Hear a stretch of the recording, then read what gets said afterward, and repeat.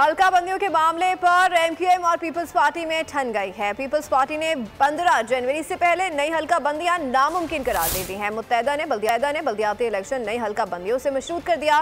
विफाक के नुमाइंदे भी मायूस होकर चले गए। गवर्नर हाउस में एमक्यूएम की क़यादत का मुशावरती इजलास हुआ।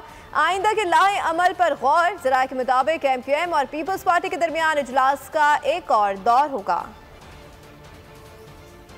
इत्तेहादियों को कैसे मनाएं? बिलावल हाउस में होने वाला इजलास बेनतीजा खत्म। मुत्तहिदा अरकान इजलास में शिरकत के बाद मायूस लौटे। ज़राए के मुताबिक इजलास में एमक्यूएम ने 73 यूनियन काउंसिल्स की हल्का बंदियां तब्दील करने का मुतालिबा कर दिया। सिंध हुकूमत का एमक्यूएम के मुतालिबात मानने से साफ इनकार। मुश्तरका इजलास में सिंध हुकूमत की कानूनी टीम ने ब्रीफिंग में साफ कह दिया कि इलेक्शन का ऐलान होने पर हल्का बंदियों में तब्दीली मुमकिन नहीं। ज़राए के मुताबिक आसिफ अली जरदारी ने कहा कि एमक्यूएम इत्तेहादी है और जल्द मामलात हल हो जाएंगे। बिलावल हाउस में होने वाले इजलास के बाद मुत्तहिदा के बड़े गवर्नर हाउस में बैठे।